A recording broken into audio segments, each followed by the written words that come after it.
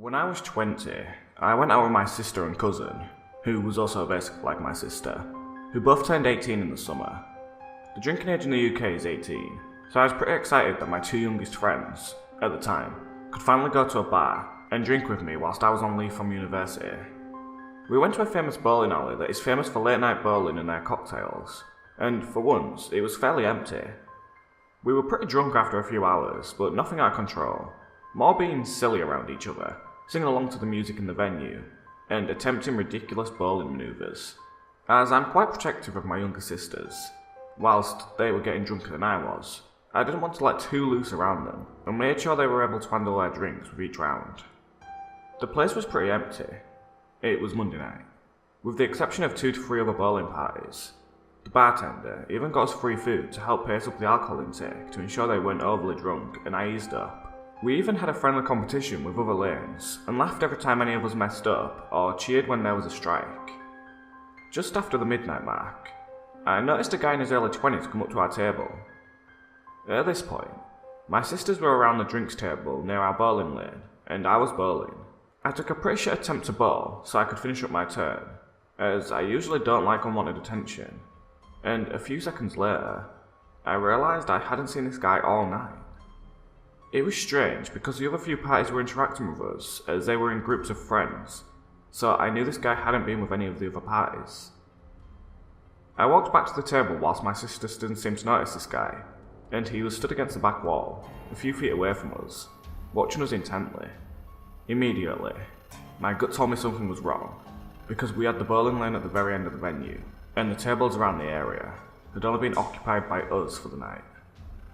At first, I thought this guy was trying to steal our phones or purses, which we had left on the drinks tables. So I told my sisters in Hindi, we're Indian, to watch out for this guy and make sure we have our phones in our hands at all times whilst he's around. However, this dude would not move, so we just kept talking in Hindi, laughing, as we didn't want to let him know we thought anything of his presence, but also trying to stay alert. Suddenly, I see him checking my cousin out, if staring at her from head to toe and licking his lips creepily counts as that, and he takes out his phone subtly, taking a photo of us. I couldn't be certain if he took a photo or not, so I told my cousin to pretend to go to the toilet towards the front of reception, but actually alert someone behind the bar, or security, that we felt uncomfortable by the man. As the cousin leaves, this guy approaches my sister and I, asking for what our plans are for the rest of the night, and about ourselves, our age, if we're from the city, etc.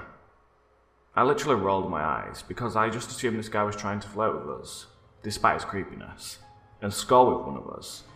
So I took charge of answering and was just blunt with my answers. We're sisters, yes. From the corner of my eye, I see my cousin return with the security guard, bouncer who is stationed at the front, and just feel relieved. The bouncer then asks the guy to come with him and takes him away from us. At this point, I think it's all over and the guy will be removed from the venue. It's quite common in clubs and bars in the UK. But about 30 seconds later, the bouncer returns with the guy.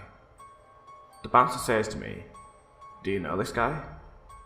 And the guy straight after says, "Of course she does. I'm a boyfriend." At this point, I was in internal panic mode, and I told the bouncer straight up, "No, he isn't my boyfriend. He's making us feel uncomfortable." My sister even chimed in telling the bouncer that we had literally never seen the dude until a few moments ago. This is when the guy says, "Babe, don't be like that. It was just a silly argument," and tries to hold my hand. I was flat out creeped out at this point, and the bouncer could tell he was lying by our reaction, so we escorted the guy outside, asking him to leave. After this, we didn't stay too long, and made sure we sobered up completely before we left the venue, deciding that we would go to see what other bars were open in the area. Or, if not, just get a taxi home. As we walked out and turned the corner from the bowling alley, we saw the guy stood, talking to a few other men, showing them something on his phone. We were still a far distance away from them, so we couldn't hear the conversation, but when they noticed us, the guy from inside pointed at us and smiled. At this point, we knew to run back towards the bowling alley, where we stayed until close and let the bouncer know of our situation. So, creepy guy with hidden intentions, who wishes he was my boyfriend? Let's not meet again. Being on servers online can lead to a lot of unwanted attention. I'm a part of a staff team on a lot of servers. Weeding out potential trolls or just people who are looking for something we do not provide. One afternoon in October, we get a new member in the server. She went by Terrence. That isn't her real name, as people make up screen names to go by for privacy reasons. She created her introduction and gave her age, as we have channels for adults to talk more freely, without worrying that they might say something wrong in front of a minor, only being 15 years old. I gave her the roles and let her chat in the channels we offered for minors freely. Things started to get weird when I started posting selfies of myself without any cosplay gear on. No wigs, no coloured contacts, no fancy outfits. Just me. Now, I'm gender fluid, and so I flip from feeling masculine and back to feminine. I have my hair short on the sides and longer up top and stick up the top of my hair. I do this just so I can have the best of both worlds and feel comfortable. Terrence complimented me. I thanked her, as I would with any other compliment. Yet she got more involved with complimenting me. A few weeks later, she began to PM me about how she loved how I looked. I, again, thanked her, and kept interactions brief, as I felt uncomfortable with somebody who was 3 to 4 years younger than me, complimenting me all the time. Then she started to message me every day, from 6 AM in the morning to 10 PM at night. She started to save my selfies and make edits of them, fancying up the look on them, and then sending them to me. She started to ask for my Snapchat and my other accounts that I only used for really close friends. I, of course, denied giving it to her. At first I was weirded out. Okay, odd. I kindly asked her not to save my selfies without my permission, and please to not make edits of them, as it was kinda creeping me out. I only knew her for about a month, and she's acting like I knew her for 5 years. She apologised, and said she wouldn't do it again. That was the end of it. However, a few days later, more staff members on the server started to message me that Terrence was talking about me to other members, who brought it up with them. She'd begun to complain to other members about how I wasn't online all the time, and began to share my personal private messages, and even more selfies of me that she'd edited, with other people. I didn't give her permission to do any of this, and so I confronted her, demanding her to stop this nonsense before it goes too far. She again apologises, and started to go on about how she was the worst, basically guilt-tripping me into forgiving her. I didn't fall for it, and I told her bluntly, there isn't much of an excuse to the actions you had with the other members either. Those kind of actions put a damper on how people see you, and when I know you as a person who does that, and immediately attaches to me, it freaks me out. Now please, stop messaging me. Do not have any contact with me anymore.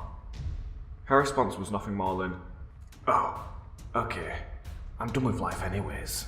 Then it went even further. She didn't stop, and her messages got more aggressive, saying that I was the reason why she was having an identity crisis, and how she wanted to be everything that I was, how she wanted to end her life if I didn't talk to her. I started to get really freaked out, and we got rid of her. We banned her from the server, and I demanded that she would leave me alone. Friend request after friend request came flooding in over the course of weeks. I blocked her each time to get rid of her. She started to join other servers that I'm involved in just to get in contact with me. Many of my friends who were on the staff team ordered her to leave me alone, and to never have contact with me again. She said she was sorry, and that she'd try again when this whole thing blows over. I sent my last message to her, stating clearly what I wanted to happen in this situation. Are you fucking joking? What part of leave me alone do you not understand? You're practically stalking me now. Let me make this clear. Yet again. I don't want anything to do with you. Leave me alone. You creep me out. Don't ever try to contact me again. That doesn't mean in a few months. It doesn't mean tomorrow. It means never contact me. Ever again. Nothing happened for months. I was on the edge, but relieved that it was over. I went on with my life and started college. The relaxation came to a sudden stop one day. I got friend requests on my personal accounts on social media. These accounts that I didn't have linked up to any sort of account I used for my business or on my animations. She messaged me things that I never told her. She said that she wanted to meet up at Tim Hortons, that was a main street near my house. She even named the street. I always said I was from Canada, but never gave the province or town that I lived in. This was when it got worse. She started to harass my real-life friends to get in contact with me. Every day, this 15-year-old would harass everybody I knew, including my own mother. She wanted to be in my life, but I wanted her out of my life. And then, it just stopped. Not too long ago, she tried to send me another friend request and I blocked her once more. Hopefully this situation is done. To that 15-year-old who does not understand when no really means no, let's not meet. This happened on Christmas Eve. My daughter and I drove to the supermarket to get some last-minute bits ready for Christmas. During the drive home, we went through our town that has a large castle in the centre. We passed through a traffic light that changed immediately after I passed. I drove for about 10 more seconds up a hill towards the castle when I heard a car horn. I glanced in my mirror to see a car had run a red light and was speeding up toward me. This car literally rode my tail, just a few centimetres from the back of my car. It was so close I could see the man driving, and he looked weird. He was waving his hands, giving me every rude gesture you could think of. I kept to the speed limit, but slowed to round the corner of the castle before returning back to the speed limit. He flipped out, beeping, more hand gestures. I had no idea what his problem was, but I was getting very nervous. I had other vehicles not too far ahead of me and a little further down the road. They slowed to allow a large bus to get through. I slowed, and again the guy behind me flips out. The bus passes and everyone resumes to the speed limit. In the next second, this guy speeds up beside me, almost hitting oncoming traffic, and darts in front of me. I first thought that he was just going to speed ahead because he was just impatient, but he slams on his brakes in the middle of the road, forcing me to stop. He gets out of the car, and I immediately hit the central locking button of my car, locking every door. He runs up to my window and starts screaming at the top of his voice that he was going to kill me. He called me all the names under the sun, some of them so vile that I felt sick. I just sat there shaking and hoped at least someone would help me. People just walked past and looked, but did nothing. I couldn't drive past his car without hitting him or oncoming traffic, and I couldn't reverse because of the vehicles behind me. Again, with people in them that just sat and did nothing. I looked at the guy, willing him to leave, when he raised his fist about to punch through my window, but I pressed my horn, which thankfully stopped him. Then he immediately walked back to his car, got in, and drove calmly, entered the speed limit, until we got to a roundabout where he drove in a different direction to me. In that time, my daughter had taken out a phone from my bag and taken a picture of his license plate. I dread to think what would have happened if I didn't have pressed the horn. I stopped at our local car park instead of going straight home and called my husband in tears. He said it sounded like the guy was either drunk or on some kind of substance.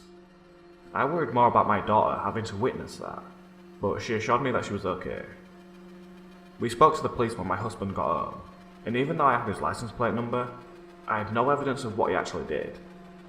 I really wish I'd pulled out my phone sooner and recorded him, but in that moment I was just too scared to think of it. I hope to never meet that dangerous asshole again. First off, I'd like to make it clear that I'm a very anxious person. I apologise if I sound dramatic, but this really traumatised me. This happened during the summer. It was about 1 AM when I woke up to strange sounds outside my window. I didn't realise what they were because I was half asleep, so I just thought I was imagining things. I was laying facing the window. I tried to go back to sleep, but I couldn't. The sounds wouldn't stop. My window was closed and I could still hear them. Then I realised I was fully awake and there was someone outside my window talking. I couldn't understand much of what he was saying. The only words I could distinguish were, "oh," and "yeah." The kind of "oh" and "yeah" that you would exclaim while having sex. I could be wrong though, as I was super sleepy. I was frozen and scared shitless. At this point I knew what was going on, but I was just so shocked I hoped whoever it was would just go away. But they didn't. I couldn't believe this was happening. I then jumped up from my bed and locked all my windows and went into my parents' room and woke up my mum.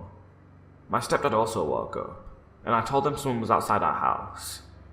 He went out, and when he came back he said it was a drunk man who had gone the wrong house and was trying to get in. I can't understand how he mistook our house as his. I don't believe it. But then he was gone. Stupid drunk man. Please don't come to our house again. I hope I never meet you again. So, at the time this happened, I was 21.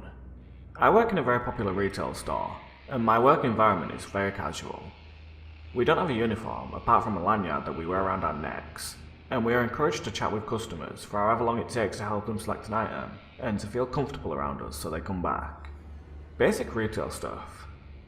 Because of this atmosphere, we have a lot of regular customers come in every week or so. This is probably why I didn't think the following interactions were anything more than a lonely person who wanted to have a chat. So one day I was working, and an older man around his late 30s, he had a bit of a belly, was wearing a non-offensive slogan shirt and pants. His eyes were spaced apart, very tall. I now describe him as resembling a praying mantis. So he walked up to me and just started chatting about general stuff, asking how I was, what my name was. It was on my lanyard, so I didn't feel the need to lie. What section of the store I worked in, etc. And then he left.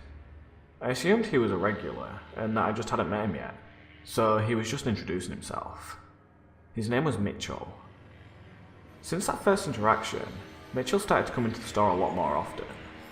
He always wore the same clothes, but surprisingly he didn't smell. He would always come up to me and have a quick chat. He particularly liked to compliment me on the clothes I was wearing, but it wasn't in an overly creepy way. He would say things like, "I like your dress, very colourful," or "Did you make that yourself? You seem like a creative person." I usually wore dresses that came up to my neck or covered my chest completely in some way, always just above the knee. Casual, but still work appropriate and weather appropriate. Australia is hot. It started off that I would see him once a week, then gradually I started seeing him almost every shift I had. I was only casual at the time, so I worked around 3 to 4 shifts a week, sometimes less, but usually on the same days, just different hours. And I realised he probably worked this out and was stalking me. The only thing I found out about him was his name, and he told me that he was a writer. There was a time that I didn't see him for about a few weeks, and when I did see him, he walked up to me and said, "Hey, it's been a while. Do you want to go for a coffee and catch up?" I immediately replied with a cheery, "No thanks." He asked if I had a boyfriend, and I said no, I just don't want to. He laughed and said fair enough, and then left. I didn't see him for another while after that, but I did get a Facebook request for him, despite not being friends or telling him my last name. I obviously blocked him. I told my sister Katie about it, and she relayed the following story about a man who fit my description, who used to come into her work a few years ago. Now, Katie is 2 years younger than me, but she is a short, petite, size 8 girl, with a round, youthful face, so when he knew her, she would have looked around 15, despite actually being 17. She couldn't remember much, apart from him always coming into her work, which was a video store, and she was the only person on. One day, Katie was on a night by herself, and he came in to hire some videos. Katie had her hair in a high ponytail, with a white ribbon tied into a bow. They completed the transaction, and Mitchell looked at her and said, "White is the colour of purity." Katie was confused, so Mitchell continued, "I'm a writer, so I have to know this sort of stuff. Are you wearing it because you think you're pure?" Katie just awkwardly laughed it off, and she said she just liked it. And then Mitchell left. Katie said after the video store closed down, she was also sent a friend request, and he also messaged her, asking her out for coffee. Of course, Katie blocked him without replying. We decided to go onto his Facebook. Katie unblocked him, so we knew it was definitely the same Mitchell. Once on his Facebook, we found the statuses that had been attached to this post. We couldn't see much of his profile apart from them. He didn't have any profile pictures of himself either. After this, Katie explained that, she assumes, he must have found her because her place of work used to be on a profile. Not since this incident though, since she never told him her real name, and she always wore other people's name badges. So I also removed mine. I told my workmates about this, and one of them, Daniel, said that his friend worked at a store across the road from ours, and he used to come into her work and do the same thing. He's been reported before, and lots of girls that work in stores around my town have had him stalk them at their workplace as well. The next time I saw Mitchell coming down the aisle towards me, I got full spine-tingling chills, so I turned around and walked out the back, and stayed there until he had left the store. I did this a few more times to give him the message that I didn't want to speak to him. The last time I can remember seeing him, he came up to the counter to pick up an item. I turned around, and when I saw him, I swiftly walked back out again. I came back out a few minutes later, and he was walking away. Then all of a sudden he walked straight back to the counter that I was behind, and just stared at me across it before leaving. One of my workmates thinks he has since fried himself with drugs, because now his eyes look completely dead. They're basically black, and he just gives off a weird vibe to everyone now. I rarely see him since I practically ghosted him. He orders in the occasional item, and I see his name on it, but that's about the extent of our interaction. But if I get called up to help a customer, and it's him, I just palm him off to one of the other guys I work with and go out back. I still get the chills when I see him though. In the description, there is a link to the Facebook statuses that we found. I'm a bartender at a small dive bar in my hometown. The place is over 100 years old, and we're a cash-only spot with cheap booze and a lenient bar buy-back policy. The clientele is generally older men, and a few women, who are locals and hardcore regulars. I recognised almost every person who comes into the place, know about 75% of them on a first-name basis, and have only been there about 7 months. Because of some ridiculous, long-standing tradition, I'm also the first female bartender the bar has ever had. It's not that important, other than the bar doesn't have any sort of security in case of a problem with customers. The bartender is largely expected to take care of issues on their own, and without calling the police, as we'll get points on our liquor licence for police calls. I've had my fair share of obnoxious drunks, disgruntled customers, overly affectionate people, etc. But the guy who came in the other day takes the cake for creeps I've interacted with. I'm working my usual Sunday morning shift, which means I've opened up at 9 AM. Our town abolished blue laws, pertaining to alcohol sales, so we start serving people as soon as the doors are open. And my porter, a young guy, shows up to man the bar while I do our monthly inventory.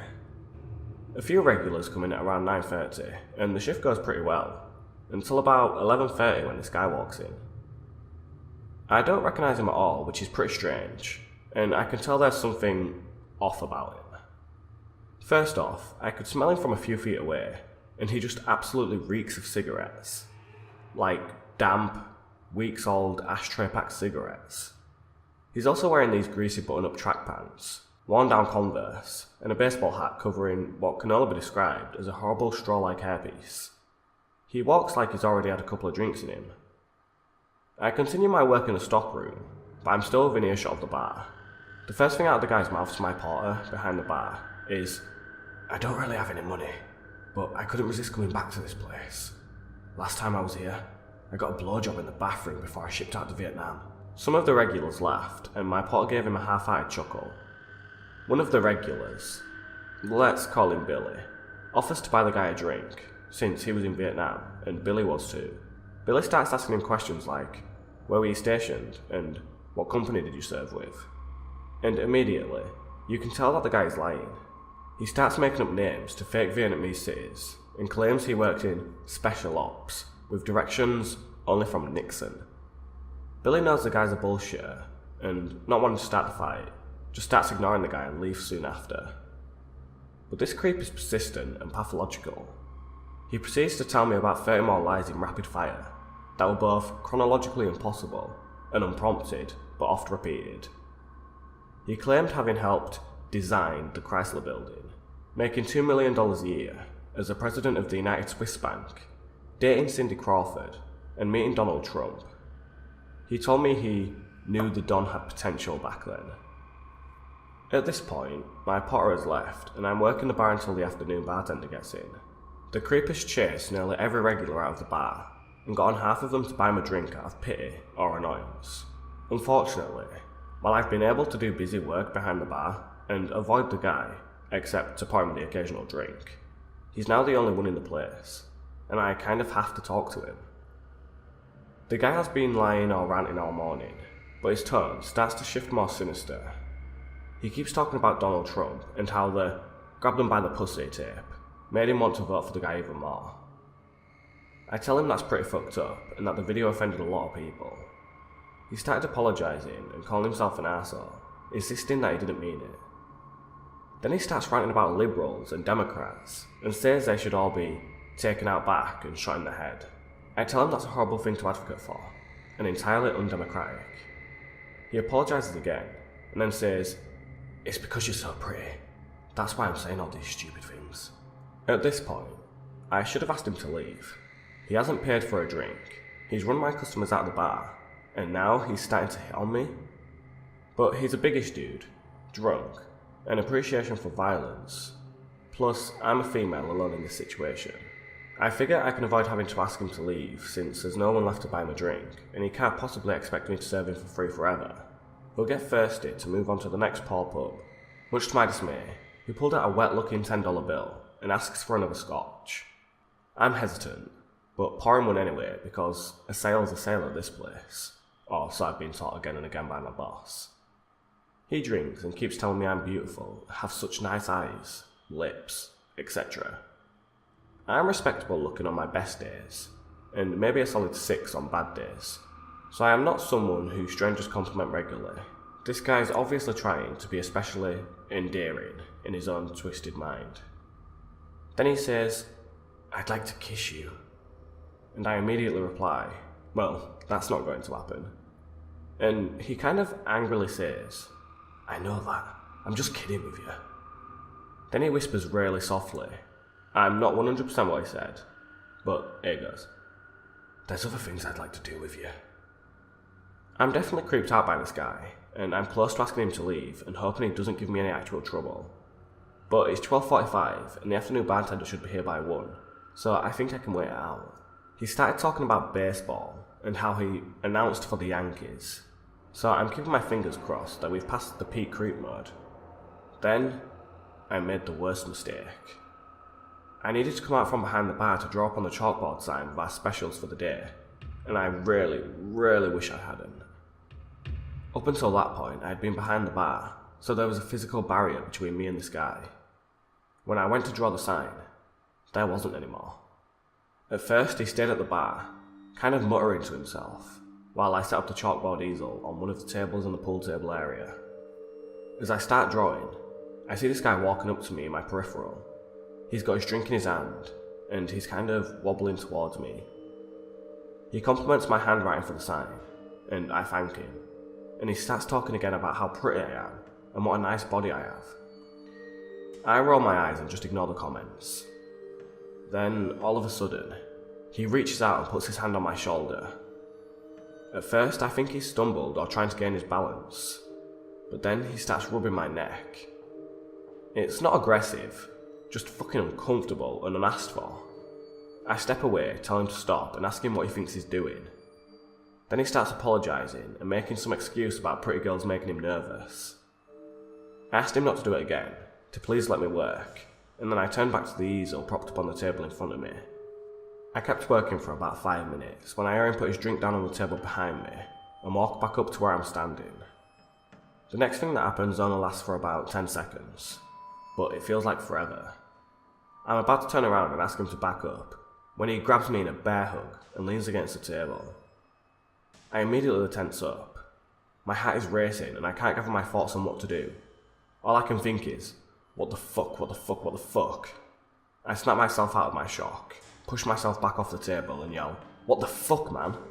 He starts apologising and muttering some bullshit excuse about something falling while I scream at him. "Get the fuck out or I will call the police. The owners live upstairs and I'm going to alert them right now." He grabs his jacket off a bar stool and sprints out the door and up the street towards the beach. Not 10 minutes later did my relief bartender show up. I was still kind of shaken at this point, so I recounted the story to him and we told the owners the whole thing. We put the guy on a permanent 86, so he's not allowed back ever again. We also have instructions to call our special officer for help handling anything like this in the future. So, if you're reading this, creepy, pathologically lying, pervert hugger, let's not meet. And I also hope you fall in the ditch.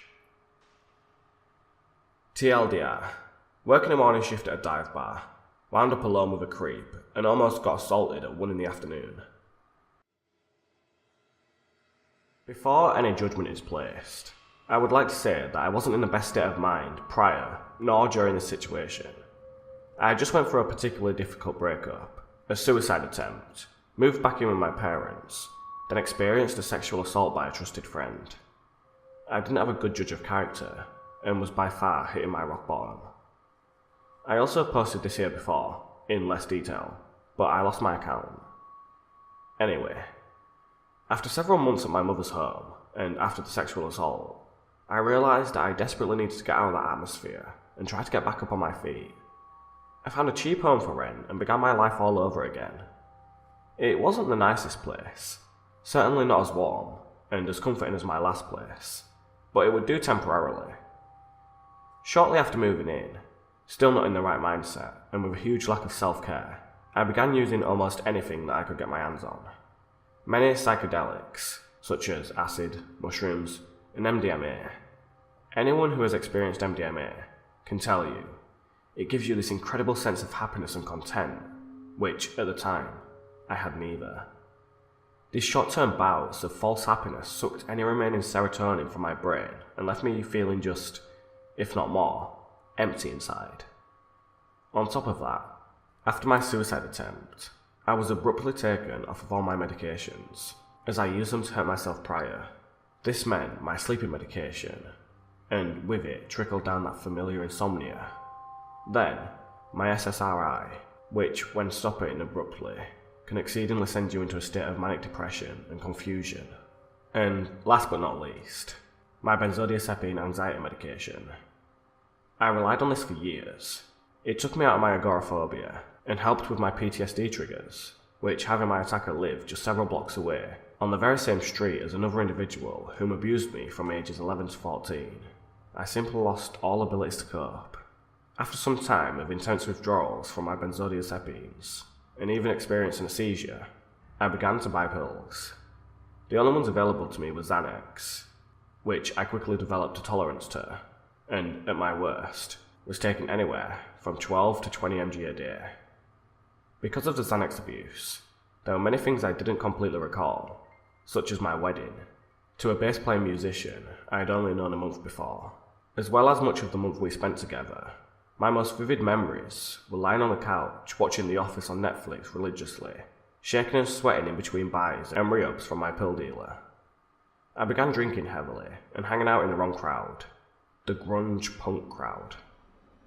The ones that couch-surfed much of their lives, destroyed things in their path, didn't work, and commonly used others, burning each individual bridge as they passed. I was in no state to actually care.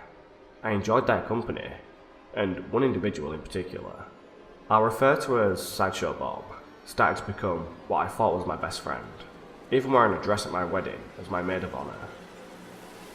He often wore women's clothes, not because he was transgender, but because he simply liked her. Some made fun of him for this, but I thought it was cool that he didn't care what others thought. He really seemed to have a kind and goofy nature about him. That I admired. But as a man that wore women's clothes, he'd often get into my closet. I'd like to add that Bob had very poor hygiene. He wore no deodorant, showered rarely, and his feet, those feet left a smell that permanently absorbed into the carpet fibres that stayed, even when I moved out. He would often hop off the couch around 4 PM or so, and rush to his pizza delivery job. He never stopped to shower, or even brush his teeth. He'd even wake up and throw back on the same uniform he'd been wearing for weeks, which stunk of cheap weed, pizza grease, and feet. On New Year's Eve 2016, I left my, at the time, husband.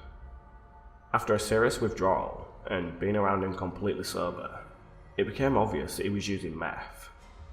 I was suspicious of it before, as I used to use it when I was much younger, along with nearly half of all my family members. You can always sense it. He knew before marrying me that this was a big no for me.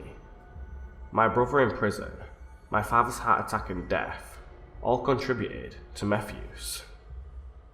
He knew this when he married me, yet he kept it a secret. I do blame myself partly for this.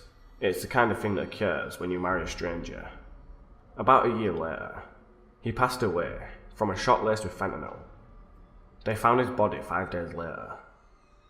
After the separation from my husband, I allowed Bob to stay. He didn't have a room. He slept on the couch. He didn't contribute to groceries or bills, and quite frankly, turned my home into a disgusting mess. But since my OCD seemed to have dissolved into my drinking, and I preferred not being alone with my thoughts, I didn't really mind. Within a week of leaving my husband, Bob grew increasingly more obsessed with the thought of us being together. I made it very clear that I had no intentions with him, and valued our friendship. Not to mention, I was about to experience my first divorce, and all the shame that came along with it. I started avoiding the home, and I started avoiding him. Every time I'd return to the home, he'd be there, in tears. Some days, I'd find him not only in my clothes, but in my bed. Eventually, he quit his job to have a better chance of seeing me. He'd follow me, room to room, demanding to know why it is I can't see us together. Eventually, I told him if he didn't stop, he needed to leave. But he was quick to throw it back in my face that legally, he was a tenant in my home, and he needed 30 days' notice. I'm not going anywhere, bitch. Things grew more aggressive, and I grew more uncomfortable and afraid by the days. His tears turned to anger. His questions turned to screaming. One very vivid memory I have of him is him staring directly into the eyes, red-faced, spit flying, and screaming, "I'm sick of being fucking rejected by women." He was no longer my goofy drinking buddy. He was someone I absolutely could not be around. A police officer suggested I get a restraining order to get him off the premises, which I did. Then I kept the doors locked. His only few possessions in my home were a guitar and an amp, which I placed on the back porch and then notified him. He immediately tried to break into the home, kicking the old front door with such force that I could begin to see a crack at the deadbolt, leaving dark shoe prints on the cracked white pane. The police had trouble serving him. He quit his job. He had no actual address, although I provided them with his car description, license plate, and friends' addresses. Morning, noon, and night, I'd find myself crying, pressed up against that door, hoping it wouldn't break open. Every time I called the police, and he had already left. I'd find myself up at night staring out the windows, watching that loud green car of his drive by, feeling my pulse rise, phone in hand. For weeks, I received surprise visits from him. Most were terrifying. Occasionally, some were thought out. One evening, he had a mutual friend knock on the door, which I happily opened, only for him to quickly jump out from behind the door and attempt entering. I moved as swiftly and as strongly as I could to slam that door and lock it. Kicking, again. Calling 911, again. He'd leave, again.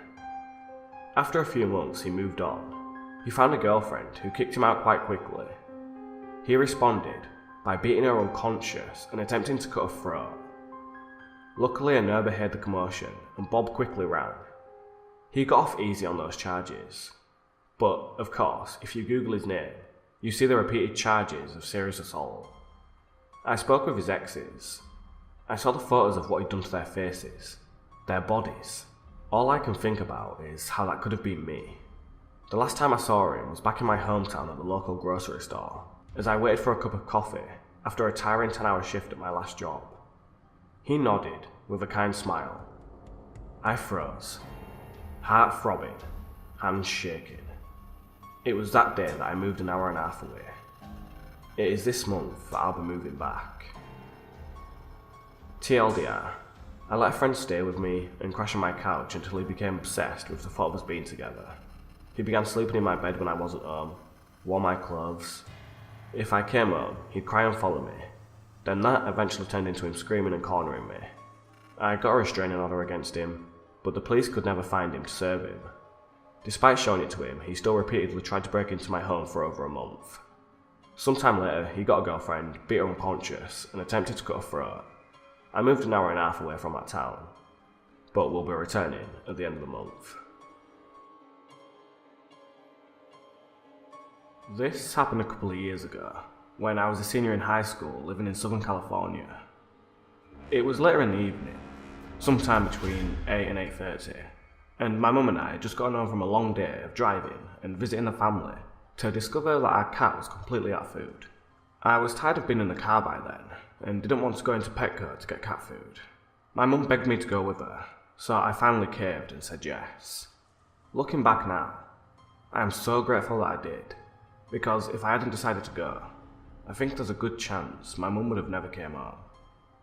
Another important detail I want to mention is that the windows on the car that my mum had were extremely tinted, making it pretty much impossible to see into the car. So we pull into the parking lot of Petco, and I look around and notice there's only a few other cars, with one parked a few rows to the back of us. My mum says I can just wait in the car since she's going to be real quick to pick up the food. A minute after my mum walks out of the car and is halfway to the store, the car that was parked a few rows back pulls up in the spot right next to our car on the passenger side. I think it's a little strange, but think maybe the person wanted a closer spot to the store. A man steps out of the car and gets his big German Shepherd out the back of his car and walks into the store. I'm looking inside the store and notice this guy watching my mum and following her around, but not enough for her to notice. He gets ahead of her in the line, and after he checks out, he stands outside the store and is waiting for her to check out. My mum walks out the store and the guy starts walking behind her. At this point I'm starting to get a really bad feeling and I'm very creeped out. When my mum makes it back to our car, she opens the back to put the cat food in, and the guy opens the back of his car, right next to ours, and starts talking to her and motioning for her to come and look at something in the back of his car. My mum, being completely oblivious, takes a few steps over and is looking in the back of his car. His hands start to move towards his waist, and I immediately start yelling for her to get into our car right now. The guy looks super shocked, as I'm guessing he never saw me in the car, and stops talking to her. My mum looks very confused, but after I yell at her some more to get into the car, she finally does. The creepy guy immediately gets into the car and drives off in a hurry. When my mum gets into the car, I ask her what the guy was saying, and she tells me he was wanting her to look at something he got for his dog in the back of his car. I tell her everything that I observed, and that I'm pretty sure he was trying to abduct her. Creepy Petco guy. Let's never meet ever again. I'm new here on this subreddit, and I've also posted this story on several forums on this site. I want to get my story out there, since I've kept my side of the story a secret for too long. I apologise for the length of my story, as this happened over the course of a school year of 2013 to 2014. Therefore, some of the details I'm remembering as I write them. So, let's begin, shall we? I am now a 20-year-old female living in the UK, but I won't tell you where specifically. This story takes place during my third year of high school when I was only 14 years old. Please note that at that stage in my life, I was a quiet and reserved individual, not one to make a scene. I'm a drastically different person now as a result of the many events that have occurred in my life, this story being one of them. I don't take crap from anyone now. Anyway, at the end of the summer of that year, I had lost my uncle to the cancer he'd suffered with for 2 years. It wasn't the happiest of times for me, as you can imagine. The funeral took place the day I was due to start school again, but I was encouraged to go in the next day regardless. My first class of the year is where I met him for the first time.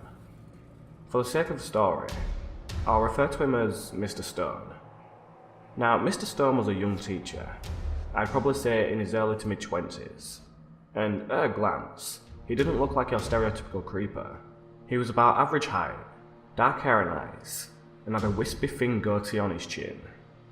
I initially thought he looked like a wizard, or a waiter, or something along those lines. Now, I'd love to say that at the moment I met him, he gave me a bad vibe or whatever, but I'd be lying if I did. I thought he was funny. A little strange, yeah, but not all intimidating at first. I don't remember much of the first few lessons in class, as I more or less just minded my own business in class. So how can this teacher be creepy, I hear you ask? It started off with little things, such as prolonged glances over at me, lingering around the area I was doing my classwork in, only holding me back after class to mark my work, and complimenting me in front of my classmates. By this time, most people would assume he favoured me or something, which is an overstatement in my opinion. I was already feeling a little uncomfortable in class around Mr. Stone, but it wasn't anything I couldn't handle, I thought. I just wanted to get on with my work and pass the class, to be honest. In the months that followed, things were beyond uncomfortable for me. He even told me that I reminded him of his girlfriend, which was beyond weird in my opinion, as I was a baby-faced 14-year-old, not a woman closer to his own age. I noticed that he was beginning to get even more creepy towards me, as I'd catch him staring at me from across the classroom, winking suggestively at me when no one was looking, trying to keep me back after class, giving me pet names such as his angel or his little star, trying to get me to stand closer to him when I was already close enough to touch him, etc. Even one of the classmates I sat with noticed his behaviour and asked if he could film him in the act, but I declined. I wish I didn't now, as the situation would have been over a lot quicker. Finally, the end of the school year rolled around, and our school did a change of timetable a few weeks before summer. This meant we'd get settled into our new classes, so after summer, we knew where to go and what to do when we got there. My last lesson with Mr. Stone was an interesting one. To cut a long story short, he told me that he wanted me in his class the following year. I later found out that he even requested that I'd be in his class, although I'm not entirely sure if that was true. My classmate got him to admit that I was his favourite, and he more or less made me uncomfortable as usual. Thankfully, I wasn't in Mr. Stone's class the following year, as I would have been the only female in the class if I was. However, his behaviour never stopped there. Whenever he'd see me in the hallways, he'd always make a point to try and get close to me or get my attention by either waving or staring at me from wherever he was. A few of the students and my own mother witnessed this at various different points and occasions, but nothing ever did come of these actions. He left the school I attended in November 2014, and I have neither heard or seen him since, thankfully. Now, I bet you're all wondering why I didn't report him to anyone at the time. To put it simply, I wasn't entirely sure if I could. The people who did see some of the events moved on after he left. No authority figure ever caught him doing anything I have listed.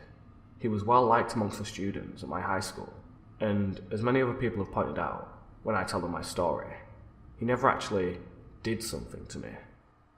If I could go back in time, I would have reported these events, as I've come to learn that it doesn't matter if someone did something to you.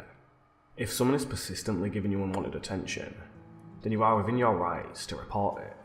It doesn't matter if the person harassing you is your friend, co-worker, classmate, lecturer, coach, or teacher. You shouldn't have to stay silent.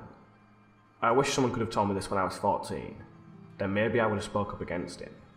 But I was too scared. I am no longer scared of anyone anymore.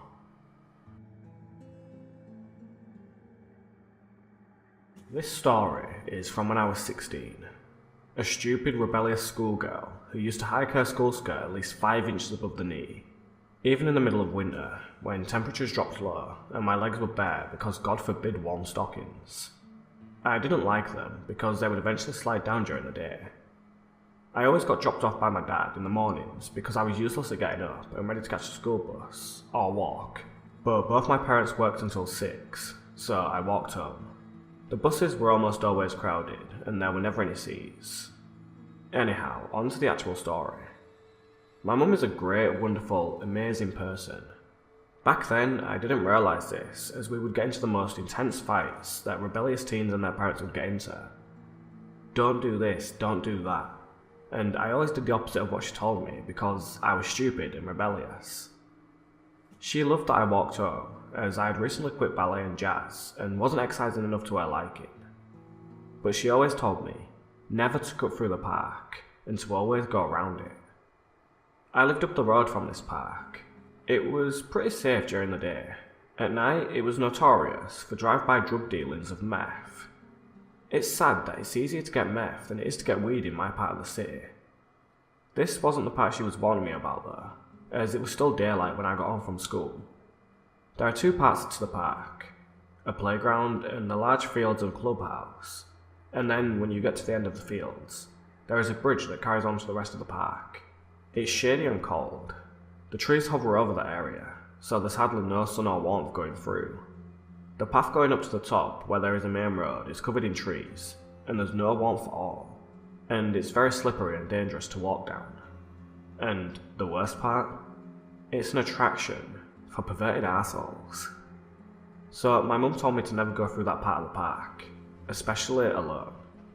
Of course, I didn't listen to her. We walked through that part all the time as a family, I decided to cut through that way, wearing my headphones with the music blasting. It cut my walking time by 10 minutes, so obviously I was going to take the shortest way to get home. The first few times were fine, no perverts anywhere. Then, after that, I realised that a man was following me. I realised he'd been following me for a while now, but I never took notice on this fact, because, well, I didn't really care. He probably was going in the same direction I was heading, right? Then I started noticing that he was wearing an awfully large coat, and he would always have it shut tightly closed, using his arms, and that he always appeared at the start of when I would head into the shortcut across the park, and always disappear when I left that part of the park.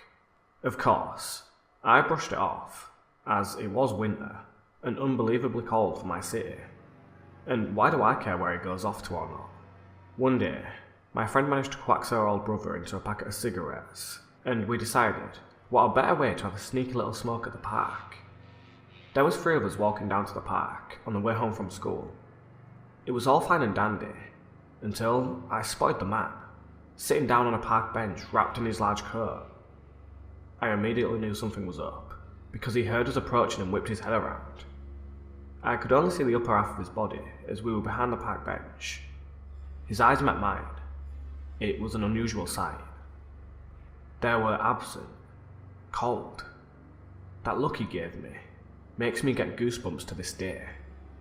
One of my friends had noticed this interaction and almost immediately grabbed at me and my other friend and told us to just keep walking, don't look back. But I felt the man stand up behind us. We rushed across that bridge. My heart was thumping. It wasn't until we got somewhere safe that my friend recalled what happened. When he was staring at you, I couldn't help but notice that he was wearing shorts.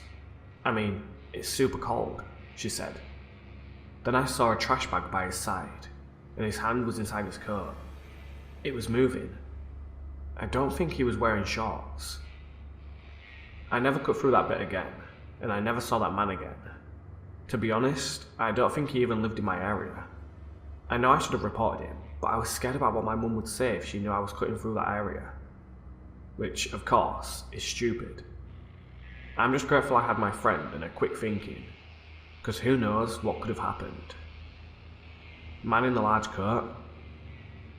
Let's not meet. Ever. Again. I've been very lucky thus far in my life, in that I've been in very few horrifying or scary situations.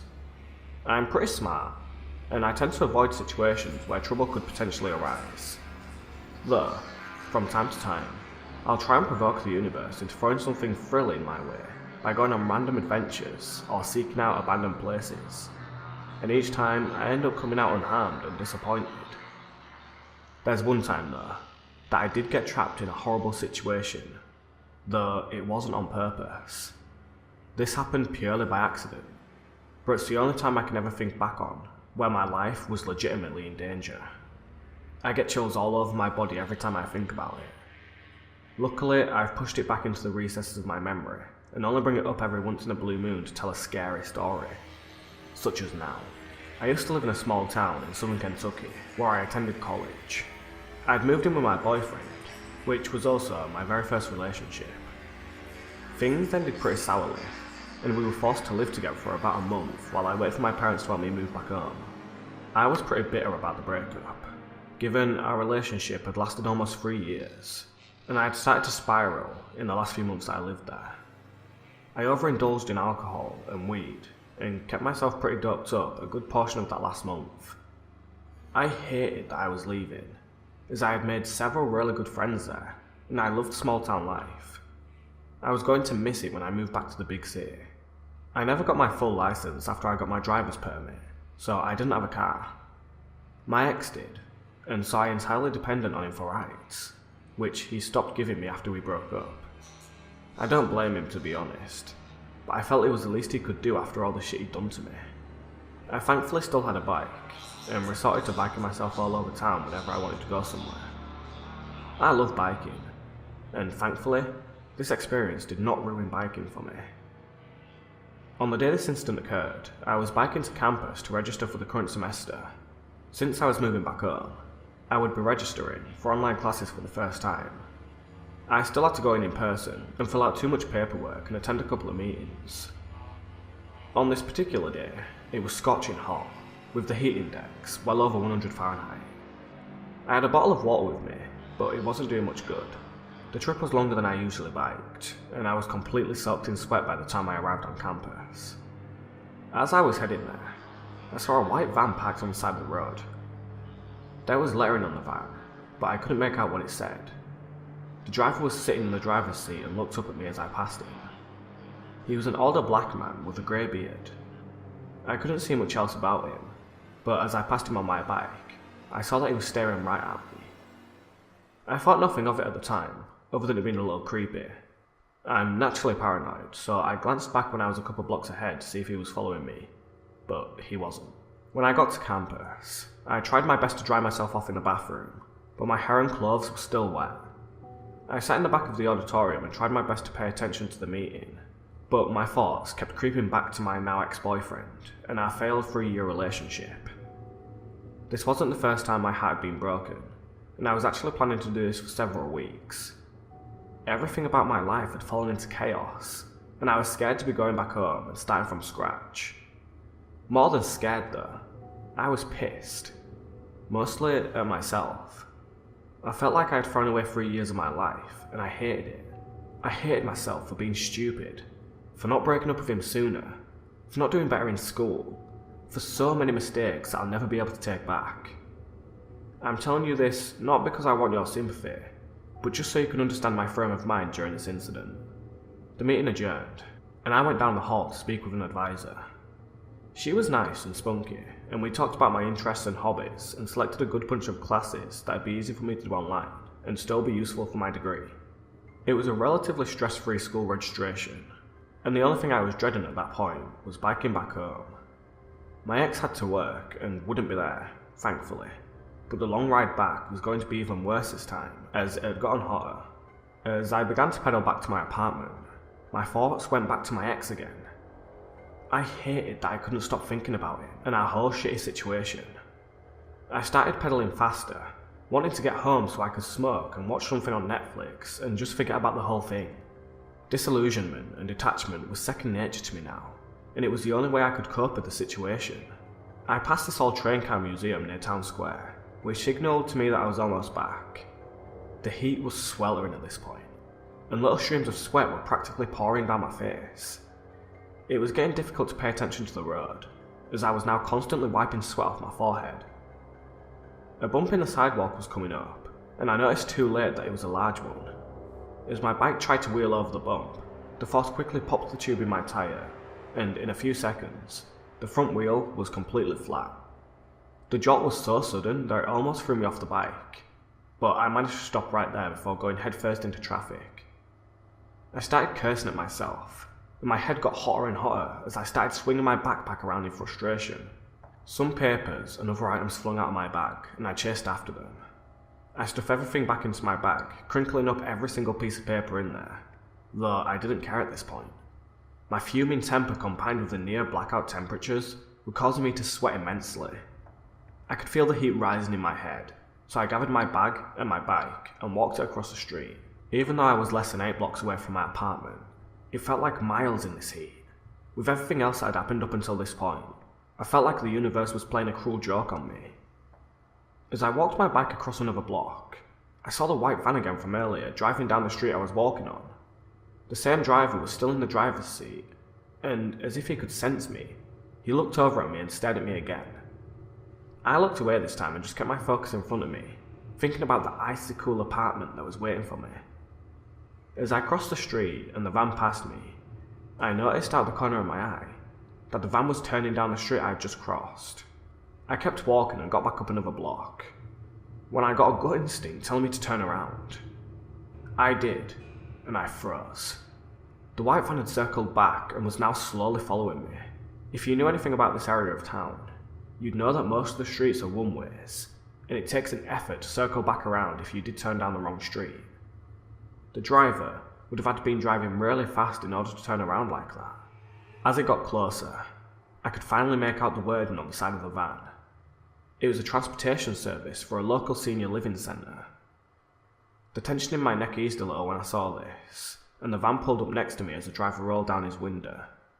He told me he noticed my flat tyre and asked if I needed a ride home.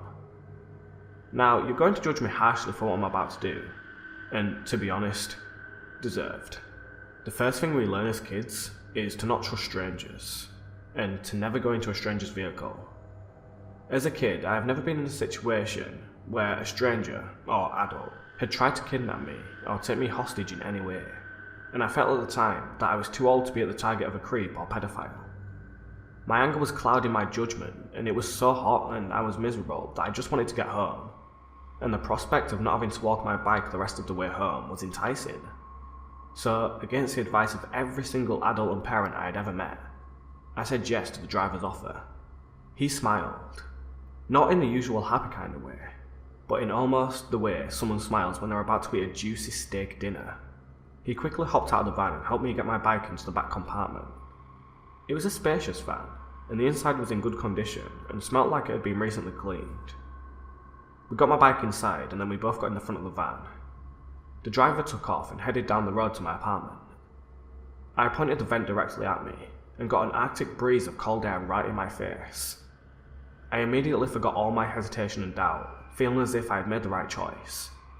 I had my right hand on the door handle though, just in case I needed to run. Now, many of you probably think this is where the story takes its dark turn. And it does, but not in the way you might think. He didn't start driving down the road the way from my apartment, or take out a gun and pistol with me.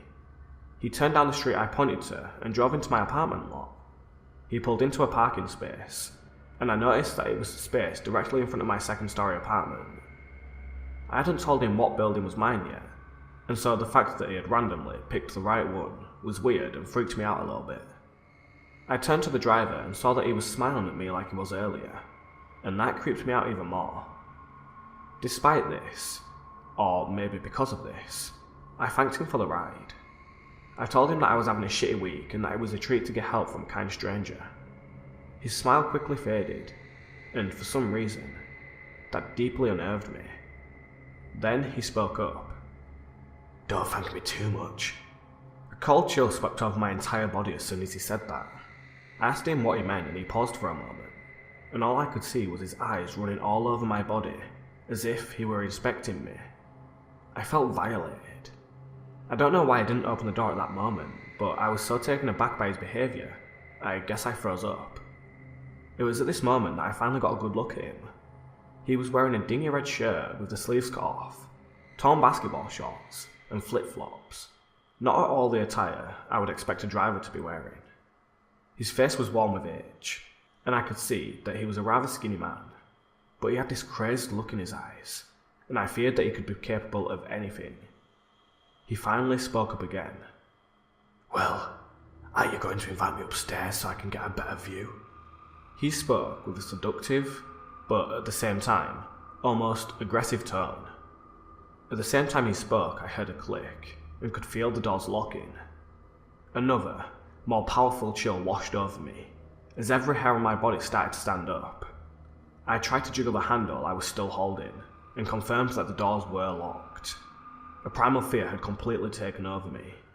I had no idea what he was going to do next.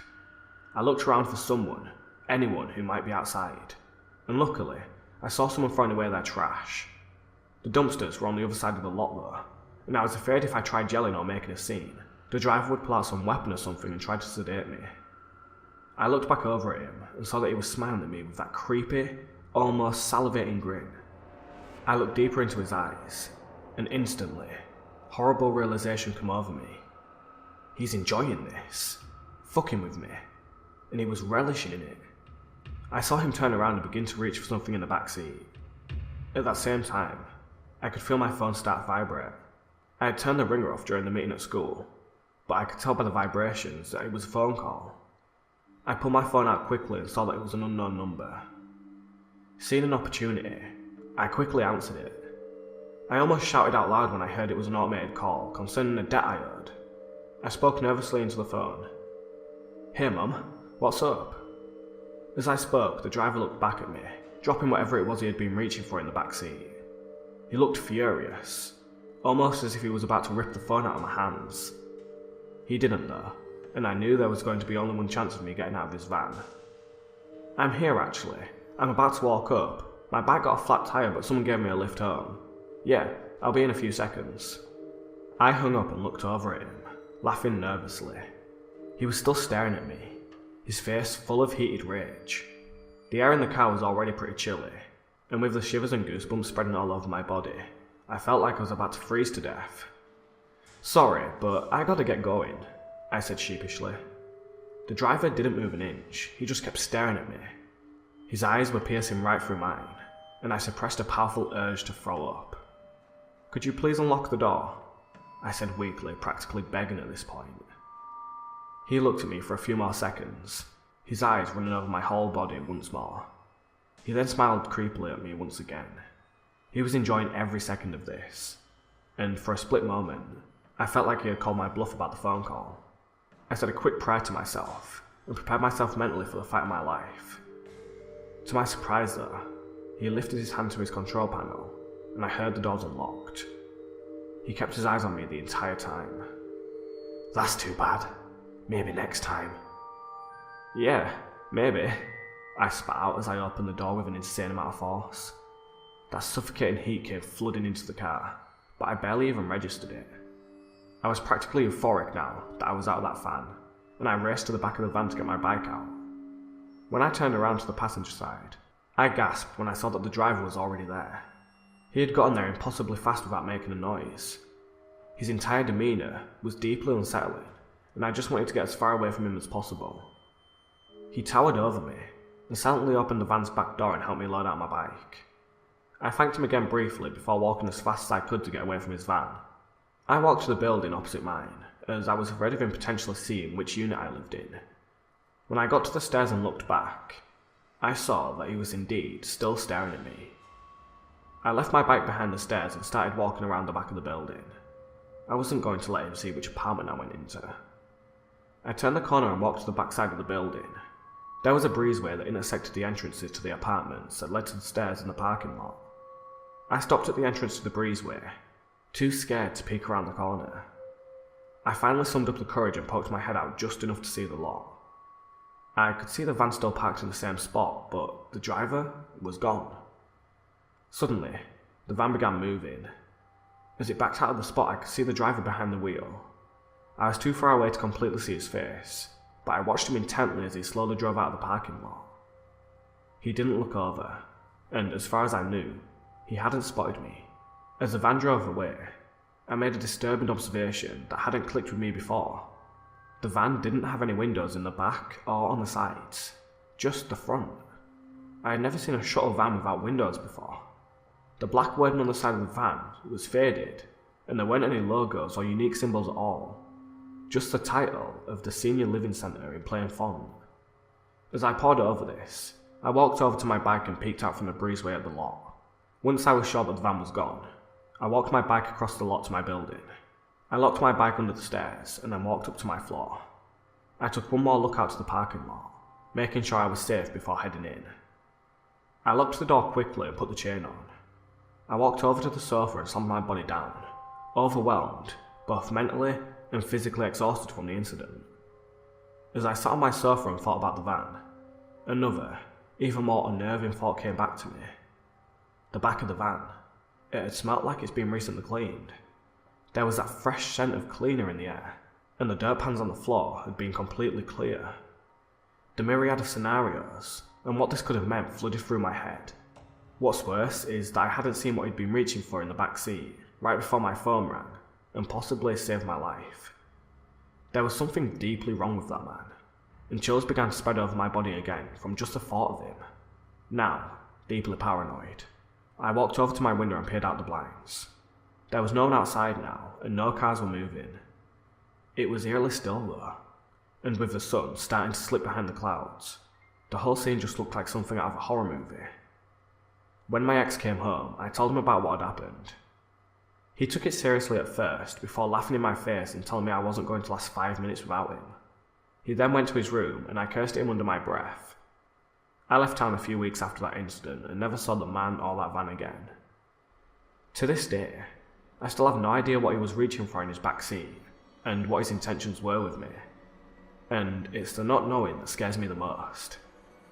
The windowless van, freshly cleaned interior, and a mysterious object in his car that I didn't see.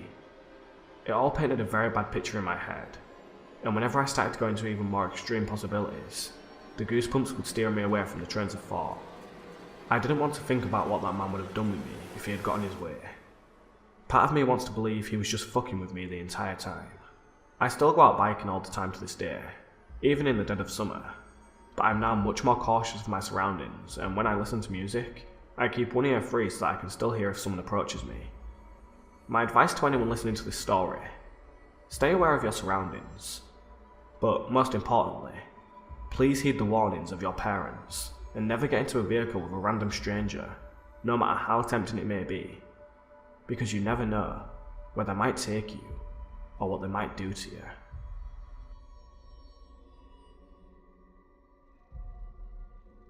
This happened 5 years ago today, marking this experience's 5th anniversary. At the time, I was a shy, conservative, religious, sheltered college kid whose social interactions are very dependent on school-related activities. Today, I'm still pretty shy, conservative, not so religious, currently a neat, and I barely have any social interactions nowadays. But I digress. Being a religious person that I was then, I had requested that my family and I attend Mass on the last Sunday of the year. Sunday came, and my mum was the only one willing to accompany me. We attended the last Mass of the day, which was 6 or 7 in the evening, because it was too hot in the afternoon, and I could not be bothered to wake up early for the morning Mass. When we arrived, the Mass had already started. All the pews were occupied, so we stood by the very back of the church. The Mass itself was pretty average, except for the lady in the back of the church, who fainted in the middle of the priest's homily. I didn't feel anything was wrong during the whole Mass. Usually, after the Mass, when the priest would be standing before the altar, people would regularly approach him to receive his blessing. I had planned to do that, meaning I had to cross the whole length of the church to get to the priest. As I walked on the aisle, I suddenly felt like I was being followed. In the years after this incident, I felt what being followed by friends trying to catch up to me feels like, and that did not match what I felt when I was walking down the aisle. I was hoping that my instincts were wrong, but was quickly disproved when a man came up to my left side. He was taller than I was. I'm 5'2", and he was around 5'7". I couldn't pinpoint his age, but I could guess he was older than I was, maybe early 20s. I didn't know who this person was, and I didn't know what he wanted from me. He then started to ask me personal questions, like my name, my age, where I lived. I knew that I was lacking in social skills, but I know following a person around a church at night and flooding them with personal questions isn't a great way to make friends. At this point, I was uncomfortable. I was still far from the priest, but was too polite to just simply ignore him. I replied to his questions, but all were false or vague information, i.e. I gave him a fake name, a different age, etc. When I did approach the priest, I tried to get his attention to maybe get the guy to leave me alone, but the priest looked like he didn't even care whose forehead his knuckles were touching at that time. Feeling betrayed, I turned to look at the other people nearby, but everyone else had their attention on their own business. Couldn't really blame them for that. My last resort was, of course, my mother. I turned around and speed walked my way to the back of the church, but as I neared the spot that my mum and I stayed earlier, she wasn't there anymore. I panicked and started to frantically look around. The guy was still following me, now asking me where I went to school. I didn't want to talk to him anymore, and I didn't want him near me anymore. In my panic searching for my mother, I caught a glimpse of her from sitting at one of the pews at the back. I darted straight to her and squeezed my words out, with no pause, that I was being followed and we needed to book it out of the church. Mum, understandably surprised, looked at me, then at the guy who was still by my side, then back at me. She then stood up, took my hand and walked out of the church with me. By the time we got to my car, my heart was racing and I was shaking a little bit. Being the nice person that I was, I tried to rationalise that maybe the guy had good intentions, and Mum would tell me the guy was probably just awkward or socially inept, but everyone else who I'd shared the story with thought otherwise. For a time, I wouldn't go near that area without my brother, and pretty much lost my dedication to my faith over time because of this experience. So, to the creepy guy who made me feel unsafe in the house of God, let's not meet again. Well, anyway guys, that's it for this video. If you enjoyed them, please leave a like, share and subscribe if you haven't already. If you have any stories of your own which you would like to have shared, please make sure to contact me, link in the description, and you may be featured in a future video. I just want to say thank you to everyone who still sticks around to listen to these stories. I'm really trying to get back into them, but I'm currently studying full time and also working full time, so it's very hard to do that at the moment, but I'll try to get them out as much as I can for you guys, so thank you so much for the support. Well, anyway, I hope to see you soon. Now speak to you later.